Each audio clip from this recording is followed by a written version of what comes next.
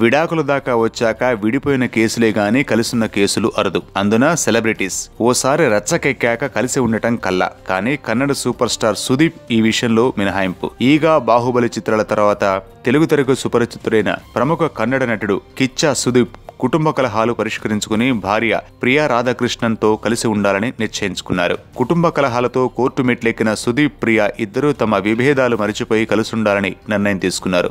దీంతో రెండు కుటుంబాల మధ్య హర్షం వ్యక్తమవుతోంది. మరోవైపు ఈ విషయంలో సుదీప్ అభిమానుల్లో సంతోషం నెలకొంది. సుదీప్ భార్య ప్రియతో విడాకులు కావాలంటూ కోర్టులో కేసు వేసినప్పటి నుంచి అతడు న్యాయస్థానానికి హాజరు కాలేదు.